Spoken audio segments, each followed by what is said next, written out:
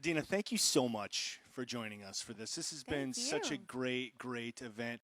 What have you been doing to occupy your time during the quarantine? Well, it's interesting. I found at first I was happy to not be doing a lot of anything um, because last year my Christmas album came out and Frozen 2 came out, a bunch of things all at once, and so I was working really hard, and so it was nice for someone to tell me you have to stay home and just chill out for a minute. So I took up decoupaging. I became an arts and crafts person, and I made this chair and a couple of sculptures, and I was into all of my decoupage. That's like a glue. You glue cool paper onto things, and it looks Yeah, shiny. say the name of it again because I Decoupage. decoupage. Yes. And so I was doing that while I was homeschooling my son and trying to stay sane, like so many other parents out there. Um, and then little by little, I started to want to sing again and Right. actually perform. It's my Well, maybe pleasure. your arts and crafts have become sort of a new holiday tradition. Did you guys have any other holiday traditions that you usually Yeah, do together? I collect ornaments. And I think the reason I love it so much is because I grew up only celebrating Hanukkah. And then when I got married and my husband, my first husband, celebrated Christmas, it was so much fun to partake in all of the traditions. And I love collecting the ornaments from everywhere I go, all over the world, and then being able to sort of tell the story every time you take them out of their box and share that with my son. Obviously, family is very important to you. And you're probably, like most people, have family spread out around the country. What are some of the ways that you and your family stay together during 2020? Yes, it's just so hard. I mean, everybody's doing their Zoom sessions. They were doing their happy hour Zooms for a while there. Um, I think we're writing more, perhaps. I actually, I was telling you earlier tonight that I actually begged my sister, who is a elementary school teacher, who was on hiatus because she was writing a book. I begged her to relocate out here, and she teaches my son and a few friends for a school pod because my son was ready to kill me while I was micromanaging his schoolwork.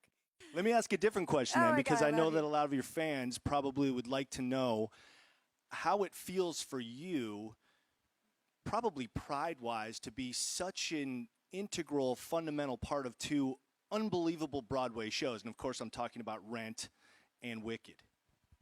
Yes, thank you for bringing that up. But yeah, I've kind of uh, I pinch myself all the time, especially when I have an opportunity to revisit the music, um, because it's always a really beautiful reminder of how lucky that I've been. And it's not just to be a part of a successful show, but the themes and the message that they have always put forth. And the message from Rent was all about community, and like I say in the set, the message from Wicked is about harnessing our power.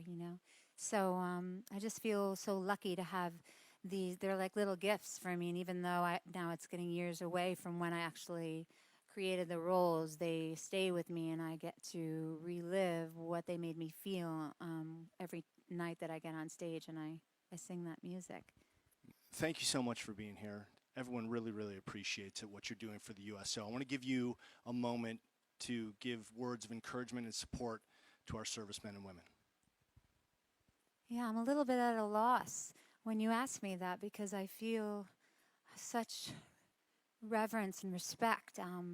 I hold all of you out there in such high esteem that for me to give you advice when you are um, so courageous and brave and experiencing and sacrificing so much for me and my family that it seems a little condescending to give advice. So I can only speak from my performer, what I do best, which is um, trying to connect with people through my voice. Um, and that is always just never giving up at really trying to search for truth and honesty and being vulnerable. And I think that when people are authentic and true to who they are, um, and embrace the strength that they have within them that can be felt from miles and miles away. And so, knowing as a mother how I feel when I'm away from my son for even a minute, I know that everyone out there, the love that they have for one another, and how much they miss each other, that will transport them, that will be felt anywhere they are in the world, and it will be enough.